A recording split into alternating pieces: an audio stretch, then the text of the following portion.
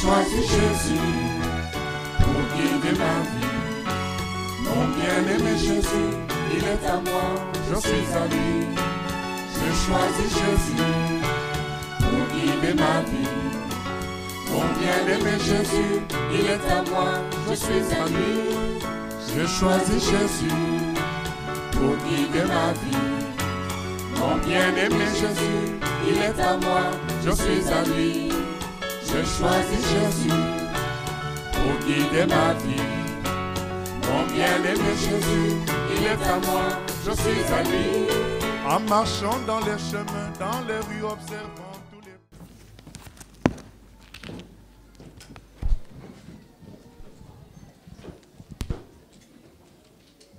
Nous lisons dans le psaume 48.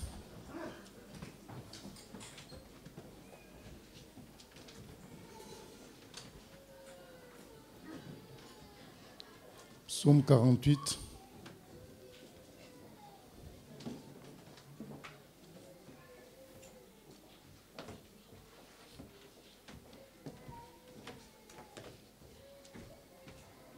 L'Éternel est grand, il est l'objet de toutes les louanges. Dans la ville de notre Dieu, sur sa montagne sainte, belle est la colline, joie de toute la terre, la montagne de Sion. Le côté du nord, c'est la ville du grand roi. Dieu, dans ses palais, est connu pour une haute retraite. Car voici, les rois s'étaient concertés. Ils n'ont fait que passer ensemble. Ils ont regardé, tous stupéfaits. Ils ont eu peur et ont pris la fuite. Là, un tremblement les a saisis, comme la douleur d'une femme qui accouche. Ils ont été chassés comme par le vent d'Orient qui brise les navires de Tarsis. Ce que nous avions entendu dire, nous l'avons vu dans la ville de l'Éternel des armées, dans la ville de notre Dieu. Dieu la fera subsister à toujours. Ô Dieu, nous pensons à ta bonté au milieu de ton temple. Comme ton nom, ô Dieu, ta louange retentit jusqu'aux extrémités de la terre. Ta droite est pleine de justice. La montagne de Sion se réjouit. Les filles de Juda sont dans l'allégresse à cause de tes jugements. Parcourez Sion, parcourez-en l'enceinte, comptez ses tours, observez son rempart, examinez ses palais pour le raconter à la génération future. Voilà le Dieu qui est notre Dieu éternellement et à jamais. Il sera notre guide jusqu'à la mort. Amen. L'Éternel est grand, voilà ce que dit ce psaume. Il est l'objet de toutes les louanges. Nous voulons dire ce matin que Dieu est grand. Et quand on dit qu'il est grand, ça veut dire qu'il est le plus grand. L'Éternel est grand, ça veut dire qu'il est tout puissant, il est fort, il connaît tout, il est grand, il est élevé. On ne peut pas vraiment servir Dieu si on n'a pas la conception de sa grandeur, si on n'a pas la révélation qu'il est grand. Parce que beaucoup parlent de Dieu ou croient en lui, mais ne réalisent pas qu'il est grand. Et ça joue sur leur relation avec lui. Quelqu'un qui sait que Dieu est grand va respecter la promesse de Dieu, va croire en la promesse de Dieu quand Dieu lui dit « Je te donnerai telle chose ». Puisqu'il sait que Dieu est grand, donc il est capable de donner la chose, la personne croira et restera ainsi dans la volonté de Dieu. Mais quand quelqu'un n'a pas eu la révélation que Dieu est grand, il va hésiter. Ça va nuire à sa foi et par conséquent à sa relation avec Dieu. Beaucoup de gens sont dans le mal Parce qu'ils ne savent pas que Dieu est grand. Ils sont dans le doute, dans des pressions diverses, dans l'inquiétude, dans l'anxiété, parce qu'ils n'ont pas mesuré la grandeur de Dieu. Ce psaume nous dit Dieu est grand et il est l'objet de toutes les louanges. Et dans toute la Bible, il est question de la grandeur de Dieu. David dit dans le psaume 121, « Je lève les yeux vers les montagnes, d'où me viendra le secours? Le secours me vient de l'Éternel qui a fait les cieux et la terre. » Parce que, en associant Dieu aux cieux et à la terre, il est évident qu'on puisse dire qu'il est grand. Comme nous avions l'habitude de le dire, de l'expliquer, c'est que l'univers est composé de galaxies. Et dans chaque galaxie, il y a 100 milliards d'étoiles. Et donc, nous faisons partie d'une galaxie. Et dans cette galaxie, il y a 100 milliards d'étoiles. Et nous connaissons clairement qu'une seule étoile, c'est le Soleil. Mais il y en a beaucoup d'autres, donc des milliards, plus de 100 milliards. Alors, imaginez cette grandeur-là. La Terre est déjà très petite par rapport au Soleil. Et le Soleil fait partie des petites étoiles de sa galaxie. Et il y a des milliards d'étoiles. Et ensuite, il y a des milliards de galaxies. Imaginez tout ce qui... J'ai un jour suivi un documentaire scientifique et le savant, le physicien qui faisait ce documentaire, quand il expliquait ce que je suis en train de vous dire, le nombre d'étoiles, les milliards, les planètes, lui-même il a dit, ça dépasse le cerveau humain. C'est trop grand. Parce que pour aller juste... Vous savez, j'ai dit que le Soleil était notre étoile la plus proche. Mais après le Soleil, il y a une étoile qu'on appelle Proxima de Centaure. C'est c'est elle la plus proche après le Soleil. Mais pour aller là-bas, avec nos moyens d'aujourd'hui, il faut des milliers d'années. Donc pour aller à la deuxième étoile, il faut des milliers d'années. Maintenant, il faut savoir qu'il y a 100 milliards d'étoiles. Donc imaginez tout ça. Pour aller à la deuxième la plus proche, il faut plus de 5000 ans. Et je diminue parce que je mets une grande vitesse. Si je prends vraiment les vitesses qu'on a ici sur Terre, ça va faire encore plus de 10 000 ans. Alors imaginez qu'il y en a 100 milliards. Rien que ça doit faire qu'on s'incline devant Dieu pour reconnaître sa grandeur. C'est pourquoi dans Romains 1, 18, c'est écrit que les gens qui ne croient pas en Dieu sont méchants. C'est de la mauvaise foi parce que la grandeur de Dieu est évidente. Dans sa création, nous lisons Romains 1, 18.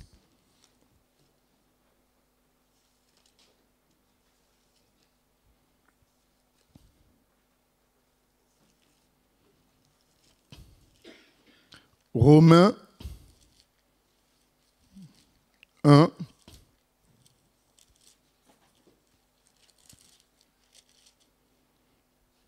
18. La colère de Dieu se révèle du ciel contre toute impiété et toute injustice des hommes qui retiennent injustement la vérité captive. Car ce qu'on peut connaître de Dieu est manifeste pour eux, Dieu le leur ayant fait connaître. En effet, les perfections invisibles de Dieu, sa puissance éternelle et sa divinité se voient comme à l'œil nu depuis la création du monde.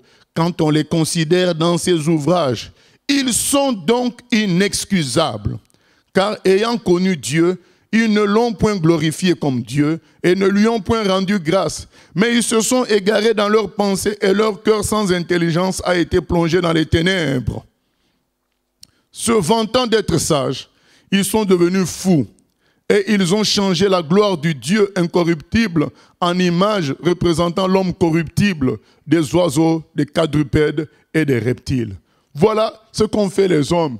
Devant la grandeur de Dieu, au lieu de s'incliner et de dire « Dieu qui a fait les cieux et la terre, révèle-toi à moi. Tu es le grand Dieu. » Parce que qui peut faire tout ceci et être petit?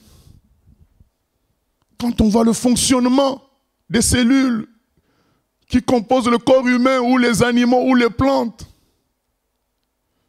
on ne peut que reconnaître la grandeur de Dieu. Nous vivons une époque dont il est dit que les gens seront rebelles. Ils vont être orgueilleux. Ils vont avoir une fausse image de l'homme, croyant que l'homme est Dieu. Parce que l'homme arrive à vivre beaucoup plus longtemps. Mais en réalité, il ne dépasse pas 120 ans. Et quand on dit que l'homme vit beaucoup plus longtemps, mais dans quelles conditions? Rempli de maladies, rempli de toutes sortes d'infirmités. Nous qui allons chanter dans les maisons de retraite, nous voyons la condition humaine d'aujourd'hui. Quand on dit qu'il vit beaucoup plus longtemps, en réalité, sa souffrance s'allonge beaucoup plus longtemps. L'homme n'a pas gagné en années de vie réellement. La science n'a pas produit le bonheur. La science a détruit la société. D'accord, l'homme vit beaucoup plus longtemps puisque certains appareils peuvent le maintenir. Mais dans quelles conditions? Dans quel état de santé? Un état lamentable. L'homme, parce qu'il peut avoir de l'eau dans le désert aujourd'hui par des moyens technologiques. L'homme, parce qu'il peut parler au téléphone avec quelqu'un tout en le voyant. L'homme croit qu'il est fort. En réalité, il n'a pas dépassé les 120 ans fixés par Dieu. En réalité, il n'a pas vaincu la mort fixée par Dieu. L'homme est petit, mais certaines prouesses accomplies à travers son intelligence lui font croire qu'il est grand. Vous savez, comme les femmes qui mettent au monde, elles ont beau être dans des conditions difficiles, dans la pauvreté, mais pour une femme qui a un enfant, c'est comme si elle est devenue une reine. Donc elle se sent forte parce qu'elle a pu produire un être vivant. C'est puissant de voir un être vivant qui n'existait pas, mais qui était dans ton ventre. Malgré les conditions difficiles, pour elle, là, je suis forte parce que j'ai produit quelque chose. Et l'homme est dans cette illusion-là. Malgré le fait que rien ne va sur la terre, il se console en disant il y a la télé. Il se console en disant il y a les CDI. Il se console en disant je me suis acheté une nouvelle voiture en prenant telle ou telle autre option extraordinaire. Mais rien ne va. Mais il se console par orgueil. Et c'est ce problème-là qui est même dans les choses, au milieu des enfants de Dieu. Les enfants de Dieu n'ont plus la foi qu'ils devraient avoir en Dieu. Dieu n'est plus grand pour eux. Dieu est un complément, une idée, un objectif lointain, un objectif après la mort. Ce n'est plus le grand Dieu qui a ouvert la mer rouge en deux. Ce n'est plus celui-là. Celui qui a dit à Moïse, va libérer mon peuple, va voir Pharaon. Et Moïse est parti avec un bâton. Mais Moïse a hésité. Il a dit, mais Seigneur, je n'ai pas de force. Je suis faible. Qu'est-ce que moi je peux faire pour que Pharaon libère ton peuple? Dieu a dit à Moïse, jette ton bâton. Moïse jette le bâton devient un serpent. Il dit à Moïse, reprends le bâton. Bien-aimé, on te demande de prendre un serpent. Et Moïse, vous savez, quand Dieu dit un ordre, il a donné la puissance pour faire l'ordre aussi. Et Moïse prend le courage, il prend encore le serpent, il devient un bâton encore. Il dit, mets ta main sur ta poitrine, il met la main. enlève, c'est devenu la lèpre. Il dit, remets la main. Ça s'est calmé, la lèpre est partie. Dieu lui dit, bon, ça, c'est un avant-goût. Avec ce que je viens de te faire montrer là, tu vas libérer mon peuple. Parce que c'est moi qui t'envoie, c'est moi qui suis le Dieu qui a fait les cieux et la terre. Bien-aimés, aujourd'hui, reconnaissons la grandeur de Dieu. Ne marchons plus la tête basse, fatigués. Ton Dieu est vivant et il est grand. Nous en parlons, ce n'est pas un slogan. Nous voulons que ça soit au plus profond de ton cœur. Au plus profond. Que tu saches que Dieu est grand. Et s'il est grand, nous devons le suivre lui. Nous devons nous incliner devant lui. Mais après, nous devons mettre notre foi en lui. Et après encore, nous devons faire des exploits avec lui. Parce que lui dit maintenant dans Jean 15, les gens reconnaîtront que je suis grand par vous maintenant. C'est une suite. Premièrement, nous devons nous incliner. Quand je vois le film de Moïse avec la mer Rouge, il dit, Seigneur, je crois que quand j'irai au ciel, je voudrais qu'on me fasse le replay de ces miracles-là. Parce que bien aimé, tu t'imagines que l'eau est retenue par des fronts de vent. Avant, vous savez, dans la Bible, c'est dit que Dieu a envoyé des vents. C'est les vents qui ont séparé l'eau. Beaucoup de gens disent, ah mais c'est des légendes. Ce n'est pas des légendes, c'est la réalité. Dernièrement, j'ai vu une expérience en laboratoire où on voulait créer un chemin à travers l'eau. Ils ne pensaient pas à Moïse. J'ai oublié c'était quoi le but de l'expérience. Mais ils ont utilisé le vent aussi. Le vent a soufflé fort et a séparé l'eau. Mais c'était en petite quantité, mais c'est le vent. J'ai dit, mais donc ce que dit la Bible, c'est vraiment vrai. Le vent a été tellement fort que le vent a poussé l'eau. Et essayez ça à la maison. Prenez quelque chose de l'eau et même avec notre bouche, soufflez sur l'eau, vous allez voir que l'eau va se séparer un peu. Mais imaginez un vent très fort et c'est ce qui s'est passé en réalité, la Bible le dit. Voir des murs d'eau et vous passez à l'intérieur, bien-aimés. Mais quelle grandeur! C'est pourquoi Dieu ne cesse de dire aux enfants d'Israël, je suis le Dieu qui vous a libéré de l'esclavage d'Égypte. Parce que dans cette délivrance, Dieu a manifesté sa grandeur. Séparer l'eau en deux, la mer en deux par la puissance du vent. Transformer l'eau en sang. Créer l'obscurité. Sortir des grenouilles. Dieu a manifesté sa grandeur. Comme ça y est déjà dans la nature, dans la création. Mais c'est l'homme qui est têtu. Et moi, je ne dis pas que c'est têtu, mais l'homme est mauvais. Il ne veut pas reconnaître ce qui est évident. C'est ce qui est écrit dans Romains 1, 18. C'est évident, mais il ne veut pas reconnaître. C'est pourtant évident. Quand on regarde les hautes montagnes, c'est évident que Dieu est grand. Psaume 48 dit, Dieu est grand. Il est grand. Il est tout puissant. Il faut qu'on réapprenne à marcher avec lui. Tous ceux qui nous ont précédés ont pu tenir. Ce n'est pas parce qu'ils avaient lu beaucoup la parole de Dieu ou ils avaient beaucoup prié. Premièrement, c'est parce qu'ils avaient conscience de servir le Dieu grand, le Dieu tout-puissant. C'est cette conscience-là, tu sais que celui qui est derrière moi est plus grand que tous. C'est ce que Jésus dit dans Jean 10, 29. Lisons dans Jean 10, 29.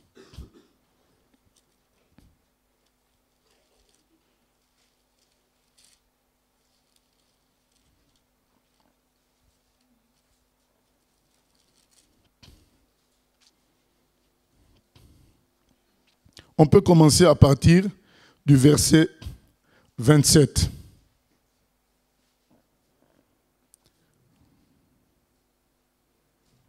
Même 26, ce n'est pas grave. Mais vous ne croyez pas parce que vous n'êtes pas de mes brebis. Mes brebis entendent ma voix, je les connais et elles me suivent. Je leur donne la vie éternelle et elles ne périront jamais et personne ne les ravira de ma main. Mon Père qui me les a donnés est plus grand que tous et personne ne peut les ravir de la main de mon Père. Amen. Quand on a conscience de la grandeur de Dieu, automatiquement, on a la paix. Jésus a dit aux gens qui l'écoutaient, il a dit, mais vous ne voulez pas croire, vous n'êtes pas mes brebis. Parce que mes vraies brebis vont m'écouter. Parce que mon Père me les a déjà donnés.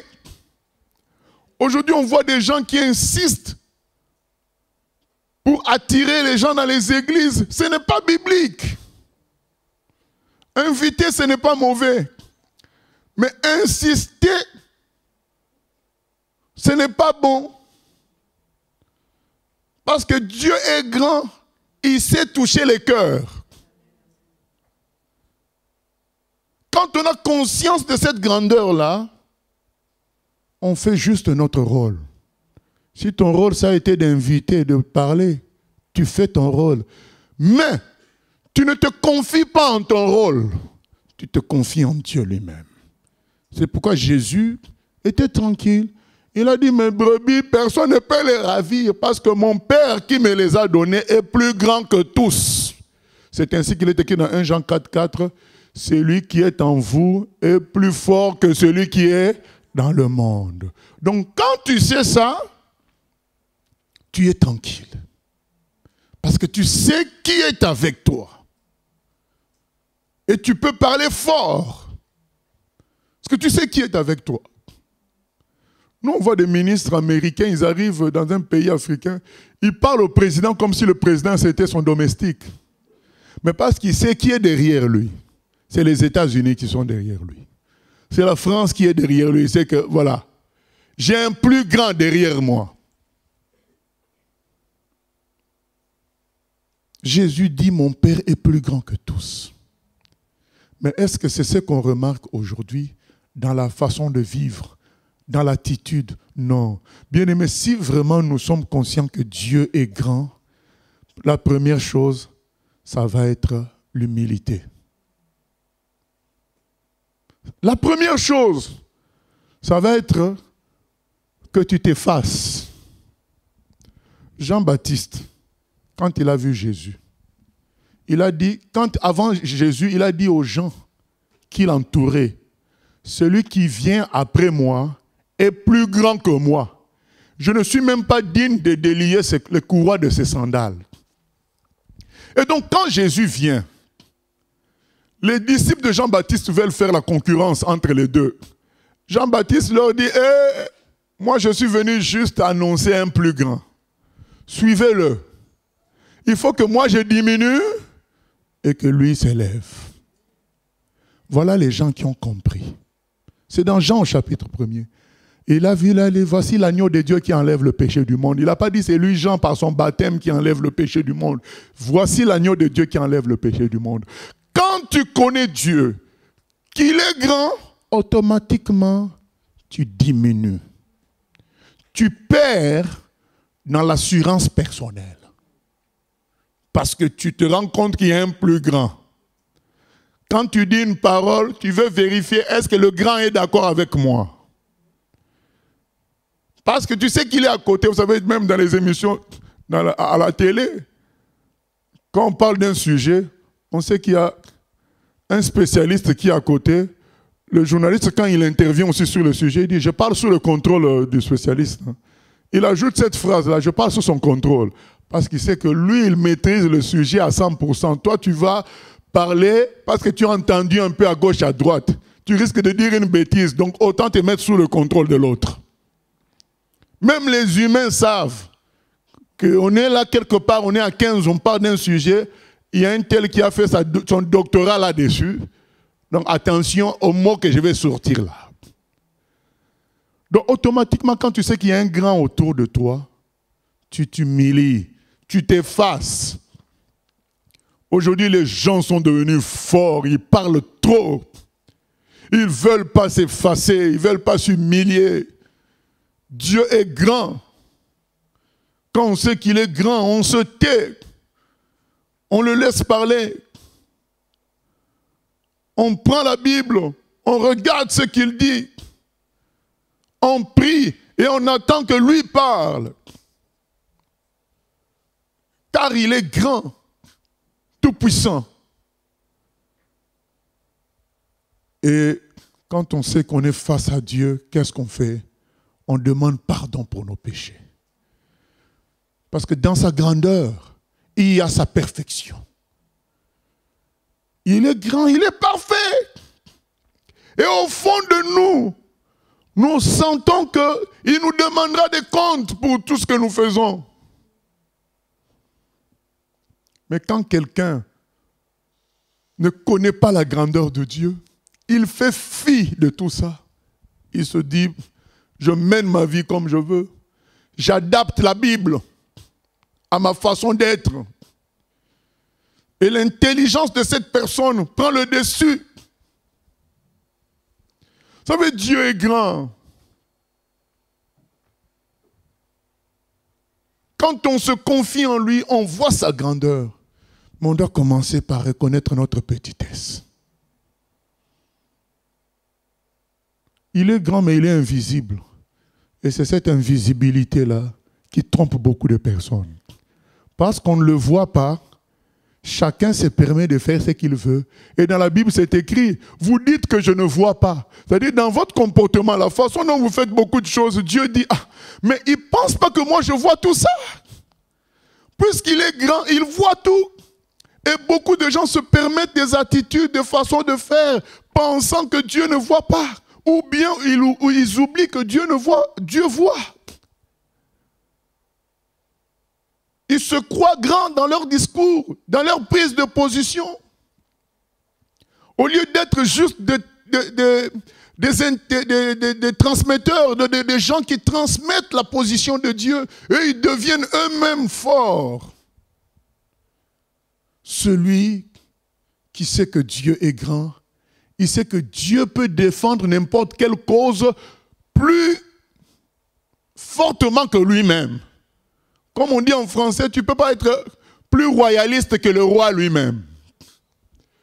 Donc quand tu vas parler de Dieu, quand tu vas prêcher la parole, quand tu vas expliquer les choses de Dieu, quand tu vas prendre des positions, tu restes dans une certaine contenance due au fait que c'est Dieu qui doit parler plus que toi-même. Parce qu'il est grand, il va le faire. Tu joues ton rôle et tu t'arrêtes sur ton rôle. Tu ne vas pas au-delà. Et beaucoup continuent à jouer au grand parce qu'ils ont négligé la grandeur de Dieu. Ils disent des paroles difficiles les uns aux autres. Des paroles dures. Parce qu'ils ont oublié que c'est Dieu qui était grand. Ils font des injustices. Ils font des compromis en cachette.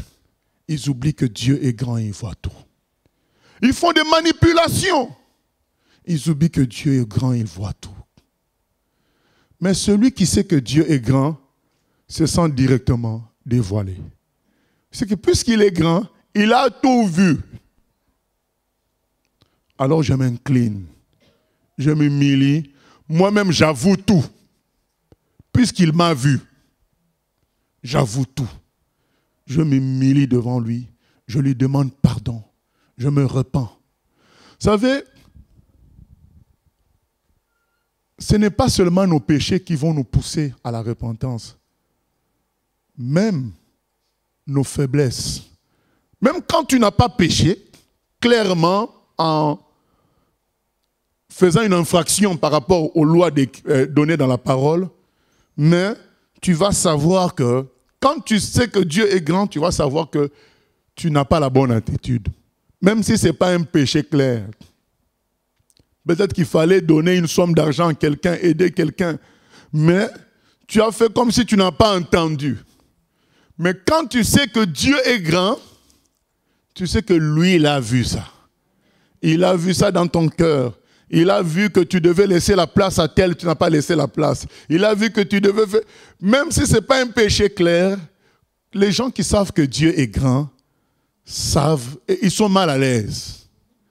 Et ils sont conduits à se repentir. Mais quelqu'un qui néglige la grandeur de Dieu va continuer avec ses comportements fous.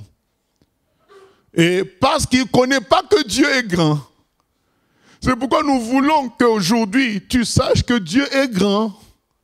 Il voit tout. Il peut tout.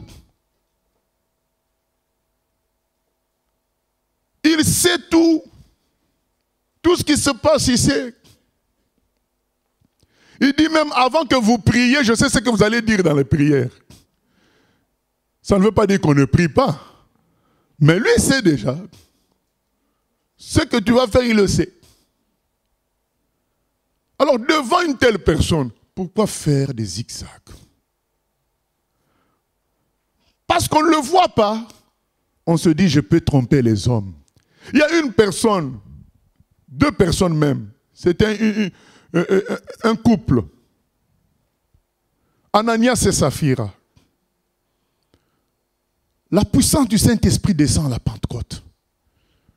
Les gens sont tellement touchés par Dieu qu'ils reçoivent dans leur cœur de vendre les biens qu'ils possèdent, les maisons qu'ils possèdent, les choses qu'ils possèdent, pour que cela contribue à l'avancement de l'œuvre de Dieu. Personne ne leur a donné cet ordre. C'est dans leur cœur que c'est venu. Ce n'est pas une entente officielle, c'est dans leur cœur. Et les gens venaient dire aux apôtres, voilà, j'ai vendu telle chose, voilà toute la somme. J'ai vendu telle chose, voilà toute la somme. Et Ananias et Saphira, dans leur liberté, ils étaient libres. C'est pourquoi nous avons parlé de péché parfois qui n'est pas clair, mais c'est quand même un péché vis-à-vis de Dieu. Ils étaient libres de ne pas vendre leur maison. Mais ils vendent et ils viennent donner une somme fausse en disant voilà les résultats de la vente. Pierre dit à Ananias, mais pourquoi vous faites de telles choses? Pourquoi vous mentez à Dieu? Vous pensez que Dieu n'est pas... L'Esprit de Dieu, c'est Dieu. Vous mentez à l'Esprit de Dieu, mais c'est Dieu.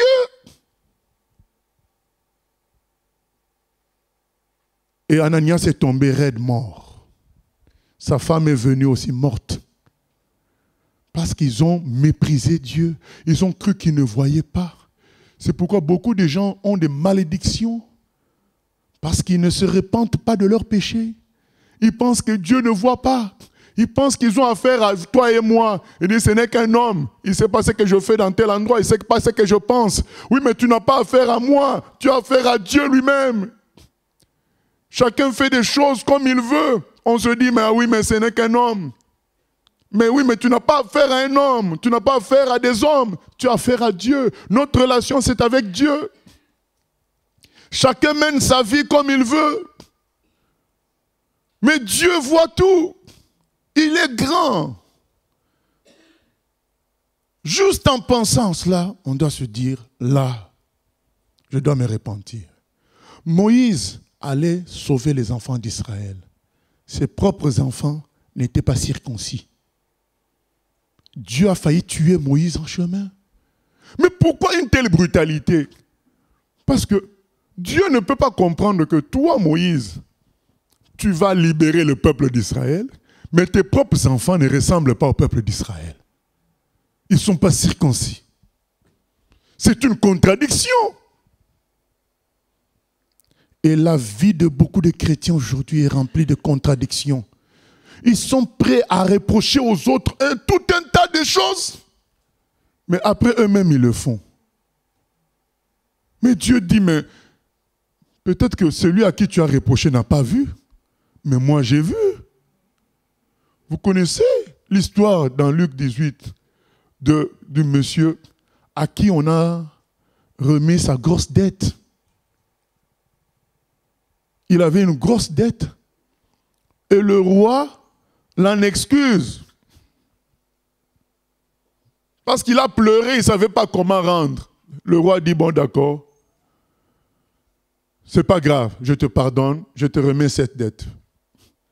Et il y a quelqu'un qui lui devait vraiment une petite somme. Lui, on vient de lui pardonner une grosse somme et lui, il a refusé de remettre la petite somme à l'autre, de dire, bon, c'est pas grave. Et il a carrément fait frapper, créer des problèmes avec la justice. Et quand le roi a su ça, il a repris, il a mis en prison, il a dit jusqu'à ce qu'il paye jusqu'au dernier centime. Mais Dieu voit. Quand on est sévère avec quelqu'un, quand on est sévère avec les autres, et qu'on n'est pas sévère envers nous-mêmes, mais Dieu voit tout ça. Peut-être les autres ne savent pas. Peut-être les autres ne savent pas comment tu te comportes à la maison. Peut-être les autres ne savent pas comment toi tu gères ton argent. Mais eux, ils ont juste senti tes corrections. Mais toi-même, tu n'appliques pas. Et tu penses que, comme les autres ne voient pas, Dieu ne voit pas. Dieu, lui, il voit. Parce qu'il est grand. Bien-aimé, Dieu est grand. C'est parce qu'il est grand. Je dis les choses à l'avance, parce que je risque d'oublier, c'est parce que Dieu est grand que des gens comme Moïse ont servi. Moïse était un prince chez les Égyptiens. Prince, comme fils du roi. Mais il a préféré la souffrance d'être avec le peuple d'Israël plutôt que rester prince. Parce que être avec le peuple d'Israël, c'était être avec le grand Dieu. C'est parce que Dieu est grand que Jonas s'est retrouvé dans le ventre du poisson. Jonas a préféré qu'on le jette dans l'eau parce qu'il savait qu'il avait offensé le Dieu grand. Vous savez, aujourd'hui, beaucoup, à la place de Jonas, auraient trouvé beaucoup d'excuses. Ah, mais moi, je ne voulais pas, tu m'as forcé. Jonas savait que Dieu était grand. Il a tenté de le fuir une fois par le bateau. Il a compris qu'il ne pouvait pas le fuir. Comment quelqu'un peut agiter les eaux, la tempête, créer la tempête? Jonas a vite compris que Dieu était grand. Il a dit, ça s'arrête là. Il y a des gens qui ont besoin que Dieu agisse combien de fois? Jonas, Dieu n'a agi qu'une seule fois. Quand Jonas a vu la tempête et les eaux bouger, il s'est dit, c'est vraiment le Dieu grand. Je ne discute plus. Il a dit aux gens, si vous voulez que la tempête se calme, que les eaux s'arrêtent, jetez-moi dans l'eau. Bien-aimé, Jonas était rebelle, mais il s'est ressaisi. On peut se ressaisir. Dire, bon, je veux finalement obéir à Dieu. Quand Dieu avertit comme ça, il faut se ressaisir. Peut-être qu'il n'y a pas la tempête, il n'y a pas les eaux, mais c'est quand même l'avertissement de Dieu. Dieu est grand. Jonas, quand il a vu ça, il s'est dit, jetez-moi dans l'eau, comme ça, j'apaise la colère du Dieu grand. Donc, face à la grandeur de Dieu, la vie de Jonas, il a considéré sa vie comme n'ayant pas beaucoup de poids.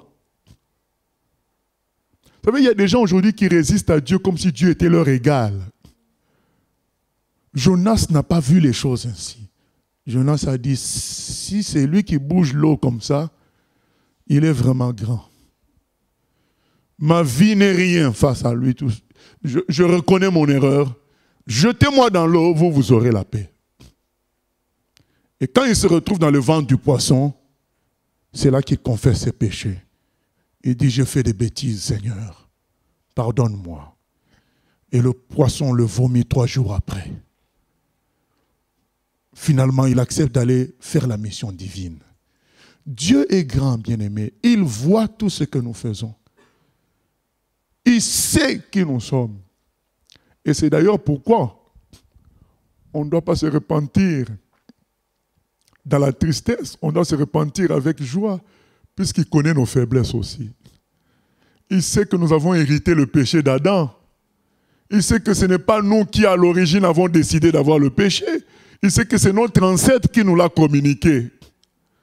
Alors pourquoi avoir honte comme si c'est nous qui avons fabriqué le péché? Nous, on a trouvé le péché sur la terre. C'est notre ancêtre qui nous l'a communiqué et Dieu le sait. C'est ce que notre frère David dit. Dans le psaume 103, il dit, tu sais que l'homme est poussière. Psaume 103.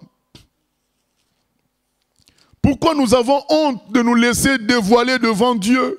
Chercher à mettre des couvertures devant Dieu qui voit tout et qui sait qu'on est faible et qui veut nous sauver.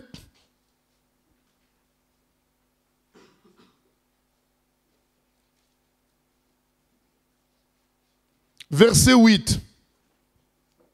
L'Éternel est miséricordieux et compatissant, lent à la colère et riche en bonté. Il ne conteste pas sans cesse. Il ne garde pas sa colère à toujours. Il ne nous traite pas selon nos péchés. Il ne nous punit pas selon nos iniquités. Mais autant les cieux sont élevés au-dessus de la terre, autant sa bonté est grande pour ceux qui le craignent. Autant l'Orient est éloigné de l'Occident, autant il éloigne de nous nos transgressions. Comme un père a compassion de ses enfants, l'Éternel a compassion de ceux qui le craignent, car il sait de quoi nous sommes formés. Il se souvient que nous sommes poussière. Amen. Il se souvient que nous sommes poussière. Et maintenant, il est dit, comme un père a compassion de ses enfants, l'Éternel a compassion de qui? De ceux qui le craignent, c'est-à-dire ceux qui reconnaissent qu'il est grand. Notre salut vient du fait qu'on reconnaît que Dieu est grand. Ça ne vient pas de notre perfection. Ça ne vient pas de nos bonnes œuvres. Notre salut vient du fait qu'on reconnaît que Dieu est grand. Je m'incline devant lui. Qu'il prenne le contrôle de ma vie. C'est là le salut. Il a compassion de ceux qui le craignent, qui ont reconnu que c'est lui qui est Dieu. C'est lui qui est grand. C'est ça le salut. En réalité, les gens qui demeurent dans le péché n'ont pas encore reconnu que Dieu est grand. Ils n'ont pas encore réalisé. Nous prions qu'ils réalisent que Dieu est grand, qu'ils s'humilient devant lui, qu'ils ne viennent pas en égalité face à Dieu, qu'ils disent, bon, j'ai compris. Comme Jonas dans le bateau. Je ne veux plus discuter. Je ne peux que dire une chose. Dieu, comme le voleur à la croix, sauve-moi, c'est tout. Souviens-toi de moi. Je m'incline. Il faut s'incliner, car Dieu est grand. Deuxième point, bien-aimé, si nous reconnaissons que Dieu est grand, nous allons mettre notre foi en lui. Comme dans ce passage qu'on vient de lire, il sait de quoi nous sommes faits. Il sait que nous sommes faibles. Mais lui ne nous demande pas de devenir forts. Il nous demande de nous confier en lui. Puisqu'il est grand, il sait s'occuper de nous comme il faut. Et le Seigneur Jésus dit dans Luc 11, vous êtes assez, alors que vous êtes mauvais. Lorsque vos enfants vous demandent le pain, vous leur donnez pas la pierre ou le serpent. Et moi qui suis bon, je ne donnerai pas le Saint-Esprit à celui qui le demande. Parce que le Saint-Esprit résout tout. Le Saint-Esprit nous enseigne, il nous parle, il nous conseille, il nous protège. Il répond à nos besoins. Et le Seigneur a promis à tous ceux qui le craignent de leur donner le Saint-Esprit pour s'occuper d'eux. Pour être le consolateur, le remplaçant de Jésus physique. Il s'agit juste de reconnaître que Dieu est grand. S'il est grand, je préfère me confier en lui. Il s'occupera de moi parce qu'il est grand, il est tout puissant, il est bon, il sait ce qui est bien pour moi. Je me confie en lui. C'est ça la foi. Parce que Dieu est grand, On ne se confie pas en lui parce qu'on n'a pas le choix. Non, on se confie en lui parce qu'on a compris qu'il est grand. Les apôtres avaient pêché toute une nuit. Ils n'avaient pas trouvé de poisson. Jésus entre dans la barque. Il dit, Pierre, jette le filet. Pierre dit, mais on a pêché toute une nuit, on n'a rien trouvé. Jésus dit, c'est moi qui te donne l'ordre. Jette le filet. Et Pierre dit, Seigneur, c'est parce que toi tu me donnes l'ordre que je jette le filet. Pierre n'a pas jeté le filet parce qu'il croyait que forcément il y aurait eu un miracle, mais il croyait en Jésus. Bien-aimé, est-ce que nous voyons la nuance? Même quand on a du mal à croire au miracle, croyons en celui qui fait les miracles. Ayons foi en lui. Il y a une église de la région rouennaise où c'est écrit « Ayez foi en Dieu ». Quand vous êtes écrit « Ayez foi en Dieu », j'aime beaucoup ce verset-là. Ayons foi en lui. Nous sommes des humains.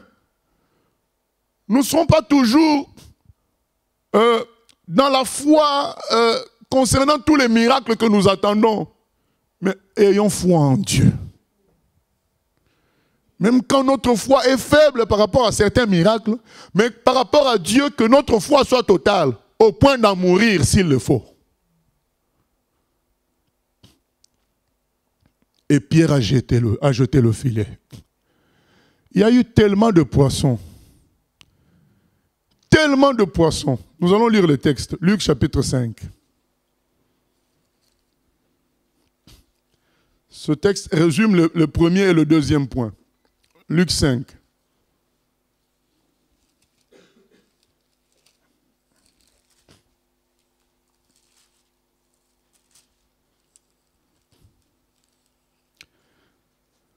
Comme Jésus se trouvait auprès du lac de Génézareth et que la foule se pressait autour de lui pour entendre la parole de Dieu, il vit au bord du lac 2 barques, d'où les pêcheurs étaient descendus pour laver leurs filets.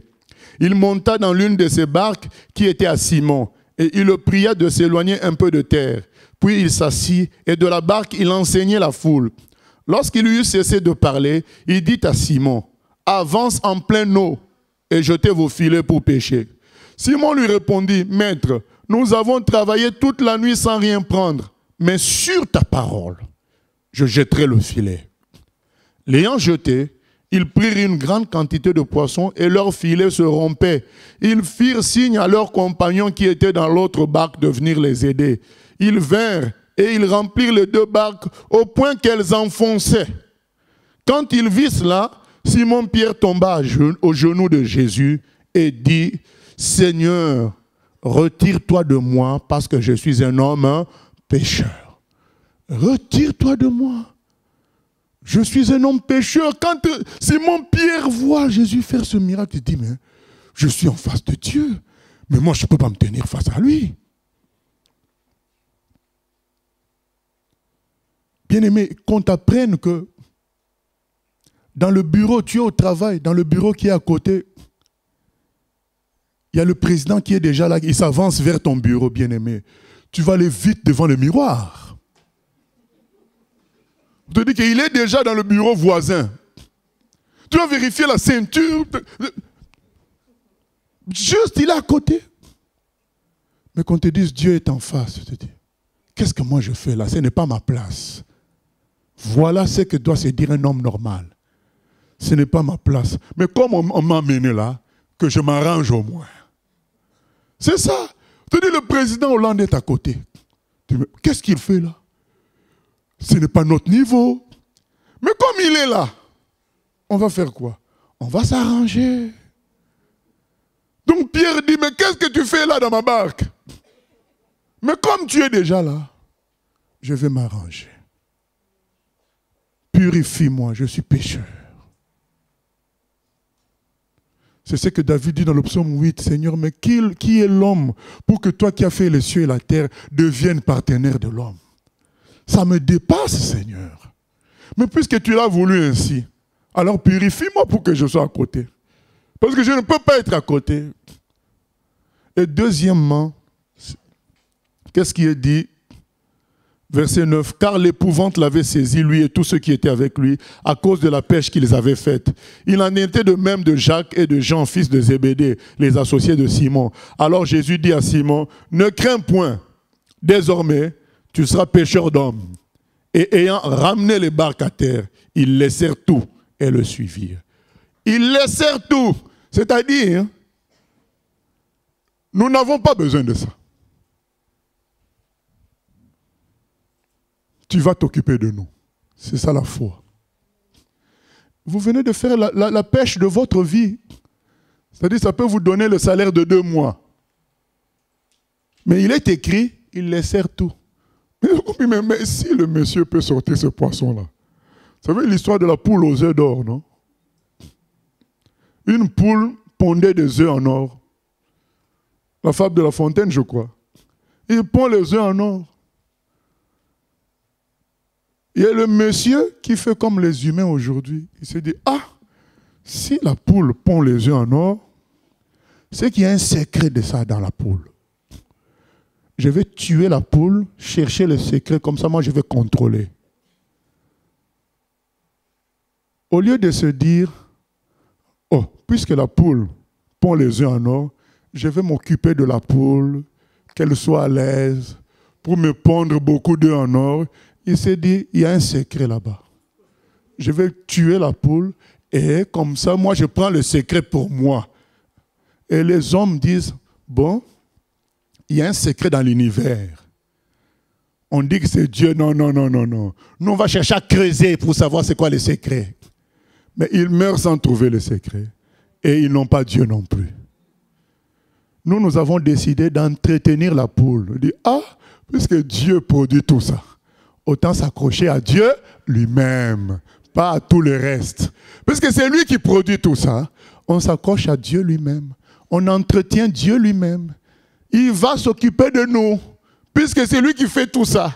C'est ça la grandeur de Dieu. Quand tu as compris la grandeur de Dieu, tu oublies tout ce que lui il fait, tu t'occupes de lui-même. Tu mets ta foi en lui pour ton avenir. Parce que tu sais qu'il est capable de tout. Ils laissèrent tout. Ils ont laissé leur poisson. Ils ont dit, ben on va s'accrocher à lui. Lui va s'occuper de nous. Et on a directement la réponse à notre troisième point. On a notre suite et le suivre. Il y a eu les 3 étapes, la repentance, la foi, ensuite le suivre pour servir avec lui, pour être pêcheur d'hommes. On ne peut pas avoir foi en Dieu et ne pas le suivre. Jésus a dit, là où je suis, c'est là que mon serviteur sera. Le Seigneur nous embarquera dans son service, dans son travail. Il est venu pour sauver l'humanité. Il va nous embarquer avec lui pour faire des exploits, comme c'est écrit. Avec Dieu, nous ferons des exploits. Dans le psaume 60, verset 14. Et il n'y a pas que ce psaume-là, c'est dit encore dans un autre psaume. Avec Dieu, nous ferons des exploits. Dans le psaume 68, 29, c'est dit, ton Dieu ordonne que tu sois puissant. Donc, quand nous avons réalisé qui est Dieu, première réaction, mais je ne mérite pas d'être à côté de lui. Deuxième réaction, se dit, mais puisque c'est lui qui est grand, mais je m'abandonne à lui, qui s'occupe de moi. C'est beaucoup plus simple ainsi. Moi, je m'occupe seulement d'être à côté de lui. Lui s'occupe du reste. Moi, je m'intéresse, comme on a dit pour la poule, je m'intéresse à ce que la poule soit en bonne santé, mange comme il faut, et moi, je récupère les œufs en or, c'est tout. C'est elle qui fait les œufs. Moi, je m'occupe de Dieu. Que je lui sois agréable. Que je sois tout près de lui.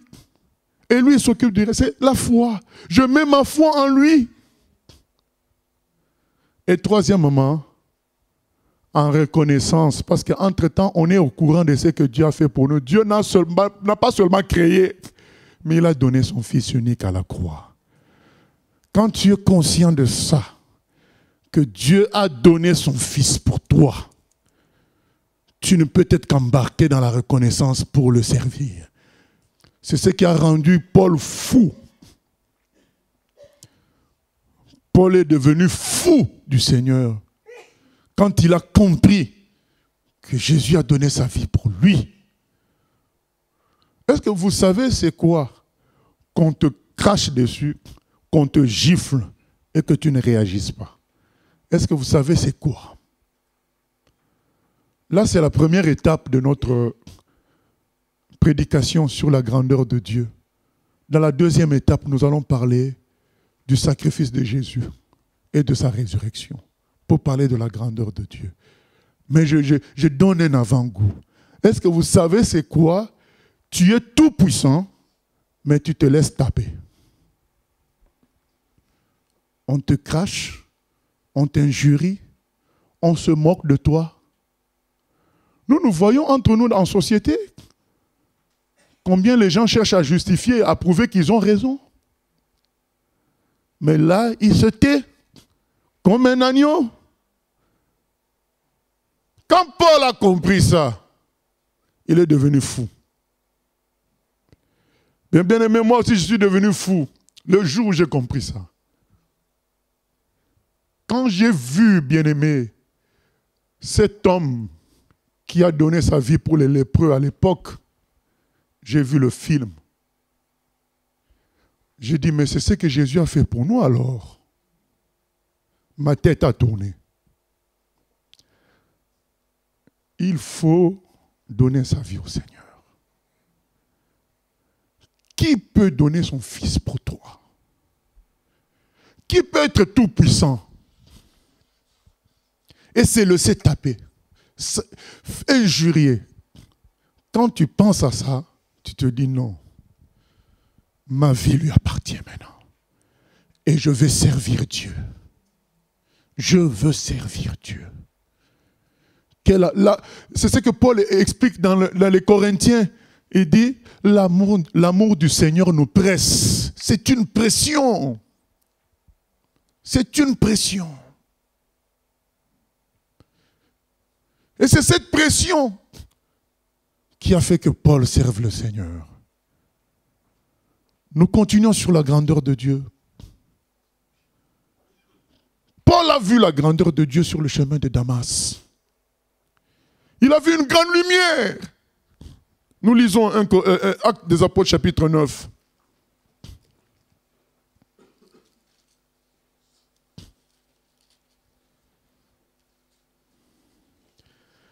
Actes des Apôtres chapitre 9. Cependant, Saul, respirant encore la menace et le meurtre contre les disciples du Seigneur, se rendit chez le souverain sacrificateur et lui demanda des lettres pour les synagogues de Damas, afin que s'il trouvait des partisans de la nouvelle doctrine, hommes ou femmes, il les amène liés à Jérusalem. Comme il était en chemin et qu'il approchait de Damas, tout à coup, une lumière venant du ciel resplendit autour de lui. Il tomba par terre et il entendit une voix qui lui disait, « Saul, Saul, pourquoi me persécutes-tu » Il répondit, « Qui es-tu, Seigneur » Et le Seigneur dit, « Je suis Jésus que tu persécutes. Il te serait dur de regimber contre les aiguillons. » Tremblant et saisi d'effroi, il dit, « Seigneur, que veux-tu que je fasse » Et le Seigneur lui dit, « Lève-toi, entre dans la ville et on te dira ce que tu dois faire. » Amen.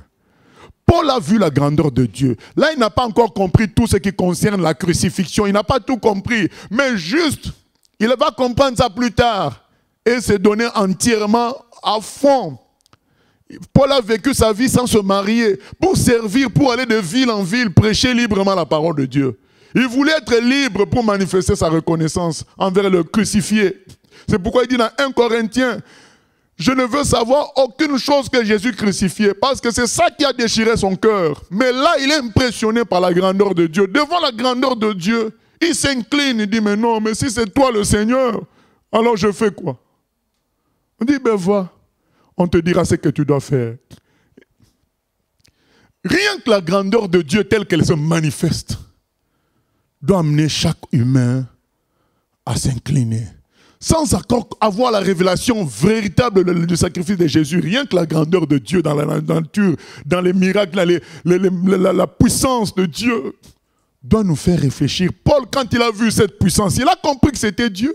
Il a dit, ah bon, c'est Dieu que je combats en tuant les chrétiens, en frappant les chrétiens, en emprisonnant les chrétiens. C'est Dieu lui-même que je combats en réalité. Donc c'est leur Dieu. À partir de là, il s'est incliné. Après, dans la suite, il va bien comprendre de qui il s'agit. Mais déjà là, en voyant la grandeur de Dieu, il a dit, je m'incline. Alors, inclinons-nous devant la grandeur de Dieu. C'est ce qui a conduit Moïse à servir Dieu. C'est ce qui a conduit Saül. Vous savez, David plutôt. Vous savez, David, on l'a mis roi alors qu'il était un enfant. On l'a établi roi. Il savait que c'était lui le véritable roi. D'ailleurs, c'est pourquoi il n'a pas eu peur de Goliath. Quand il était face à Goliath, lui, il était déjà un roi par Samuel. Il arrive, il trouve que tout le monde a peur de Goliath, plus de 2,50 m. Tout le monde a peur du combat face à face. Lui, il arrive avec la puissance de Dieu. Goliath lui dit, mais petite, qu'est-ce que tu viens faire là? Il dit, mais je viens pour te tuer. Oh! Mais comment tu vas faire avec un bâton? Mais David lui dit, mon cher, ce n'est pas une question d'armes, de bouclier, de lance, c'est une question de victoire. Oh, la victoire appartient à l'Éternel. Je crois que sincèrement, Goliath a tremblé dans son cœur. Parce que quand tu vois quelqu'un comme ça qui te dit, mais aujourd'hui je t'achève, même s'il est petit, tu dois dire, mais il y a une arme secrète quelque part. Voilà. Et l'arme secrète, c'est Dieu lui-même. Ah oui, oui. L'arme secrète, c'est Dieu lui-même. Et ce jour-là, Goliath était fini. Parce que David est parti vers lui, non pas avec son intelligence, non pas avec les armes. On a proposé des armes à David. David a dit non, ce sont des armes qui me dépassent. Et David a pris 5 cailloux. C'est la preuve qu'il ne savait pas quoi faire. Mais il savait qu'il allait gagner, c'est tout. Dieu ne va pas tout nous montrer. Mais quand on a foi en lui, on sait qu'on a la victoire. C'est tout. On ne sait pas comment ça va se faire, hein, mais on a la victoire. Il a dit, je ne sais pas, je prends 5 cailloux, mais il n'a utilisé qu'un seul. Si vraiment il savait, il n'allait prendre qu'un seul. Mais il en a pris 5. Et David se retrouve sous l'autorité d'un roi qui n'est plus le vrai roi, parce que Dieu l'a déjà enlevé. Dieu a mis David, mais ce n'est pas encore officiel. David savait que c'était lui le vrai roi, mais officiellement, il y avait un autre roi. Donc, David considérait que puisqu'officiellement il y a un autre roi, je lui dois respect, je dois me soumettre. C'est comme ça, le parallélisme de forme et de compétences, c'est Dieu qui l'a mis, c'est Dieu qui va l'enlever. Et Dieu est assez grand pour l'enlever. Je n'ai pas besoin, moi, David, de l'enlever, puisque c'est Dieu qui l'a mis là. Dieu est assez grand. Vous voyez, bien aimé, c'est ça. Quand tu sais que tu as des parents et tu veux être plus intelligent que tes parents, les parents disent une chose, toi tu contredis, parce que tu as eu 15 sur 20 ou 18 sur 20 en maths, tu penses que tu connais tout. Surtout les mamans souffrent le plus, parce que en général les enfants considèrent les mamans comme bonnes seulement à faire la cuisine. Et dès que lui, il a eu de bons résultats dans ceci ou dans cela en classe, quand il revient, maman dit telle chose, ah maman, toi tu ne comprends pas. Voilà, c'est toujours comme ça. C'est toujours comme ça. Mais si toi tu comprenais, c'est toi qui devais être la maman alors dans ce cas. Pourquoi toi tu n'es pas venu avant elle ou avant lui? Et donc beaucoup d'enfants sont comme ça. Ils ne respectent plus les parents. Les parents disent une chose. Ah mais non, mais sans parfois réfléchir, sans parfois se calmer. Ah mais non. Pourquoi? Parce que dans sa tête il s'est dit, maintenant je cours plus vite que le papa. Je mange beaucoup plus que lui. Alors que tu ne dépenses pas beaucoup plus. Mais je mange beaucoup plus que lui. Donc, je comprends tout. Non. Si tu comprenais tout, Dieu allait faire de toi le parent. Puisqu'il a fait de toi l'enfant, c'est que tu es dans la position d'écouter. Tu es la position, même si tu as déjà dépassé le diplôme du papa, il t'a créé enfant par rapport à lui, tu dois l'écouter. Et c'est ce que beaucoup oublient. Si c'est Dieu qui a établi quelqu'un dans une position, soit, voilà, c'est toi qui quittes cette position-là. Tu te trouves inférieur, tu quittes. Si tu restes, tu dois laisser Dieu faire son travail. Et David connaissait ces principes. Saül voulait tuer David. Je vous rappelle que David avait été un roi. Hein. Donc ce n'est pas comme certains qui s'autoproclament prophète, roi ou je ne sais quoi. Lui, c'est Dieu qui l'a oint. Par le prophète qui avait oint le roi aussi, précédent. Et donc, quand Saül veut le tuer, et qu'il se retrouve dans une position où c'est lui qui peut tuer Saül, est-ce qu'il l'a tué? Non. Parce qu'il croyait quoi? Que Dieu était grand. Puisque Dieu est grand, Dieu qui a mis Saül lui-même va l'enlever. Je n'ai pas besoin, moi, de le tuer.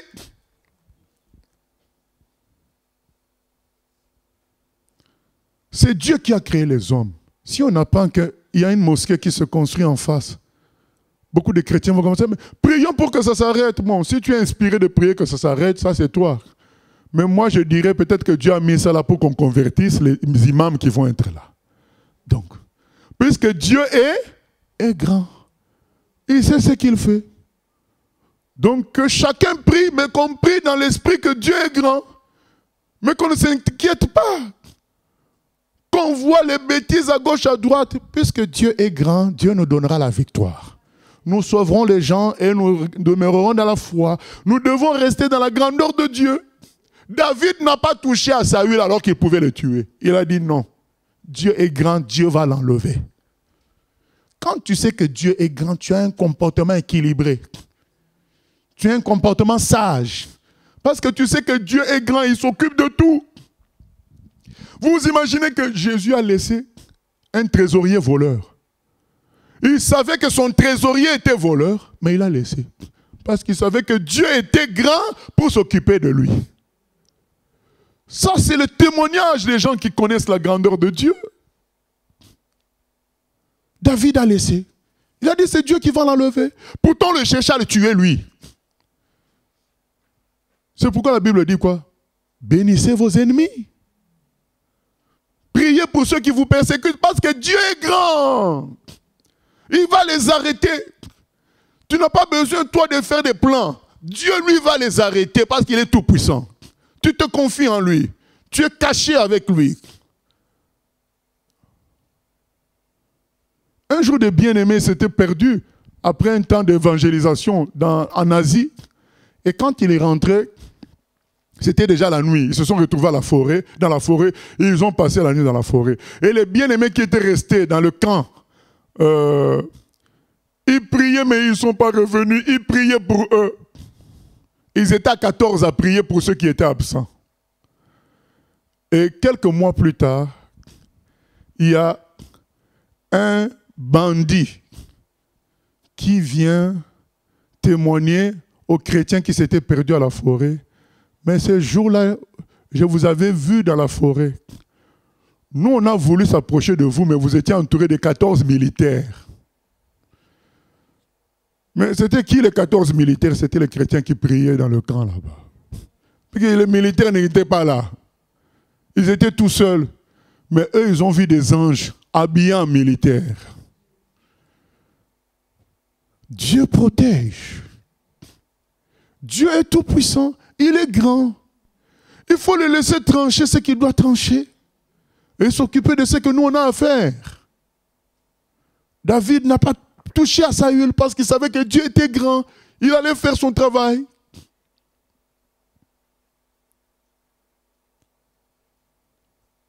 Tous ceux qui ont servi le Seigneur ont pris conscience de sa grandeur. C'est pourquoi leur service a été puissant. Leur service a été grand. Parce qu'ils savaient que Dieu les accompagnait. Dieu qui est tout puissant, qui a fait les cieux et la terre, les accompagnait. C'est pourquoi David a pu battre Goliath. C'est pourquoi Moïse a sorti le peuple d'Israël de l'Égypte. C'est pourquoi Élisée a proclamé qu'aujourd'hui il y a la famine, mais demain les choses seront tellement en abondance que ça sera hyper moins cher.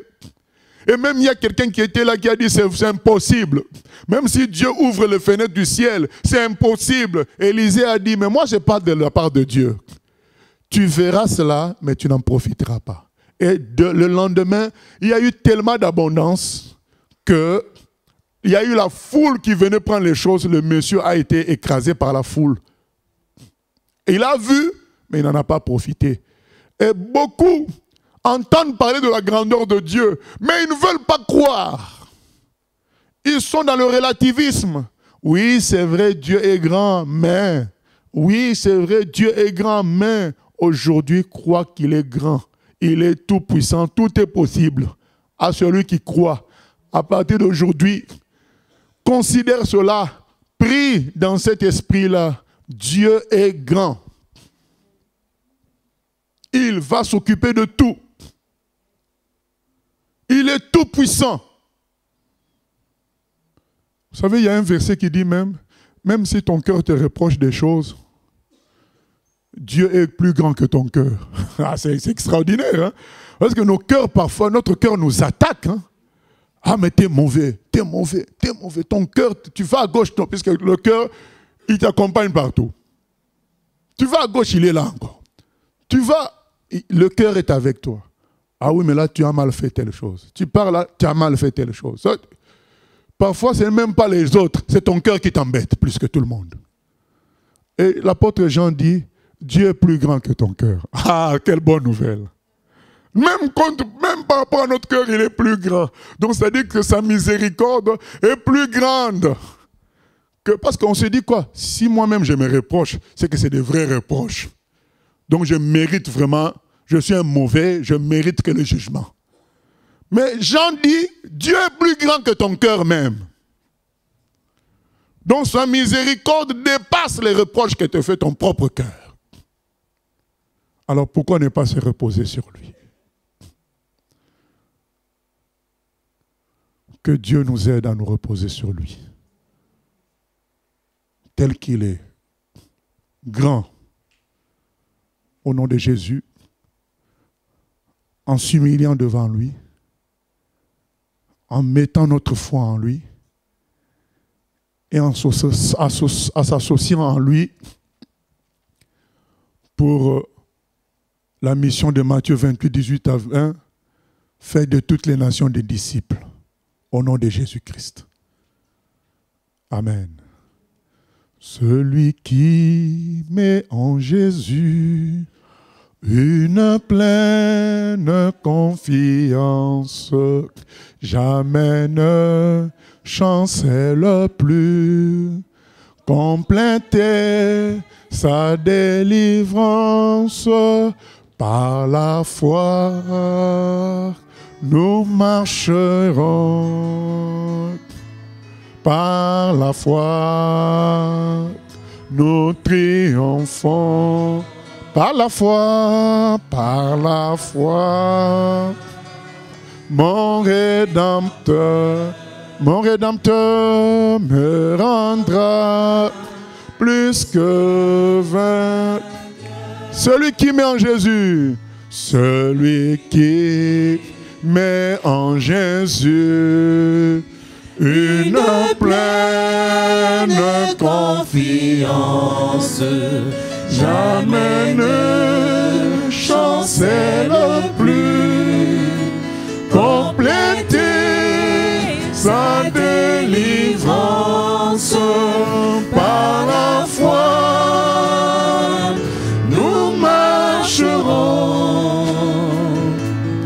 Par la foi, nous triomphons. Par la foi, mon Rédempteur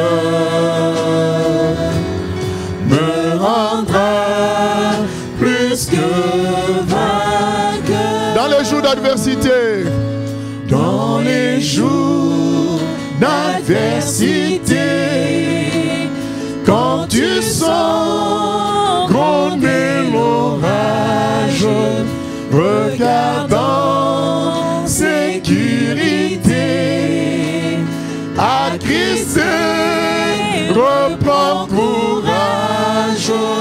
Par la foi, nous marcherons. Par la foi, nous triomphons. Oh, par la foi,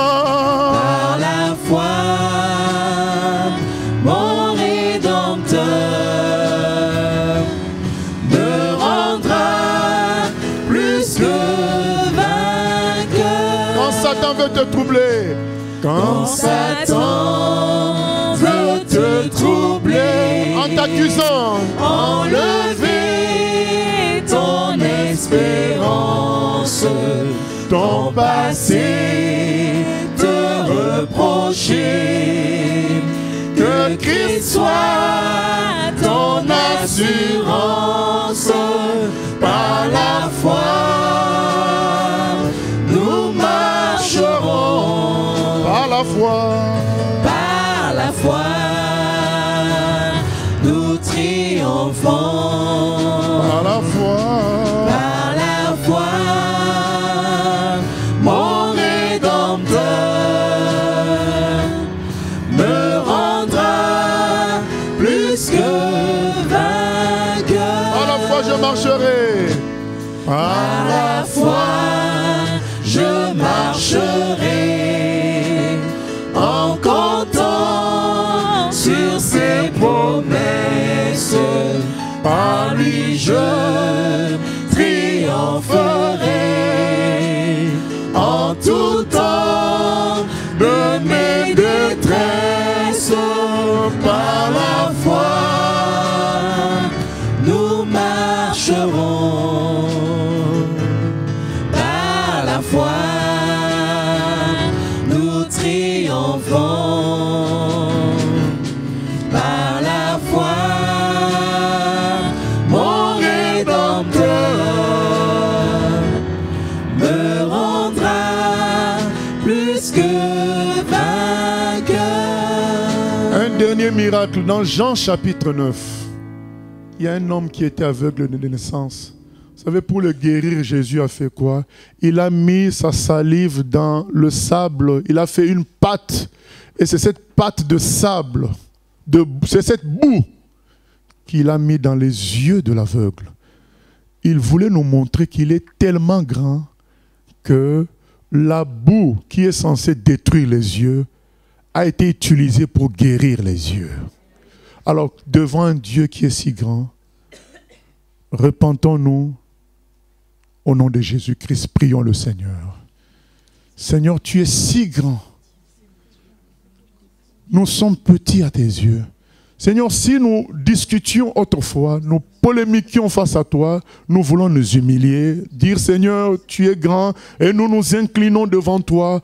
Prends le contrôle de nos vies, Seigneur. Pardonne-nous nos péchés, pardonne-nous les hésitations, les doutes, alors que tu es si grand.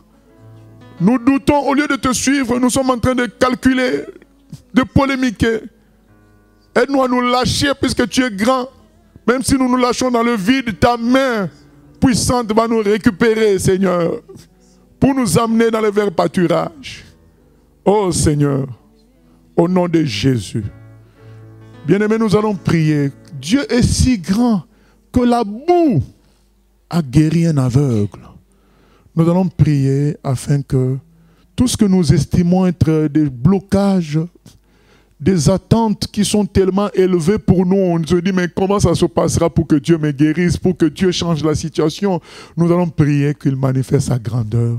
Il est tout puissant, c'est lui qui a mis la boue pour guérir un aveugle.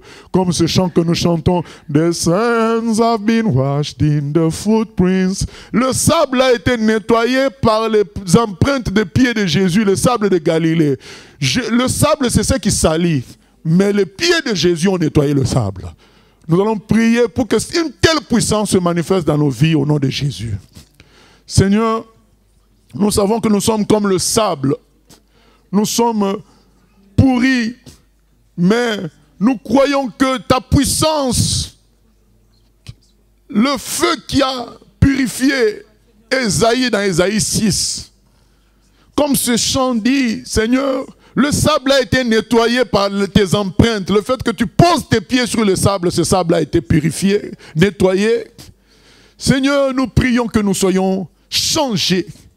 Nous prions que les obstacles dans nos vies, les attentes, si nous attendions un enfant, si nous attendions un changement de situation dans la famille, si nous attendions, Seigneur, une guérison quelconque, Seigneur, nous prions que ta main de puissance se manifeste.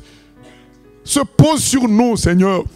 Ceux qui ont du mal à dormir, ceux qui ont du mal à cause des maux de tête, Seigneur, nous prions que ta main de puissance libère chacun de nous de toute maladie, Seigneur. Manifeste-toi, Seigneur. Toi qui es infiniment grand, Seigneur. Tu es tout puissant, Seigneur. Pose ta main. Pose ta main sur nous, Seigneur. Et libère-nous. Au nom de Jésus. Nous nous attendons à toi, Papa. Glorifie ton nom, Seigneur. Que tu opères des miracles au milieu de nous. Dans ton amour et dans ta miséricorde.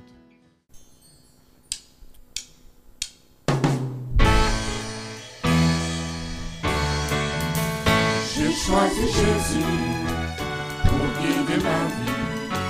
Mon bien-aimé Jésus, il est à moi, je suis à lui. J'ai choisi Jésus pour guider ma vie. Mon bien-aimé Jésus, il est à moi, je suis à lui.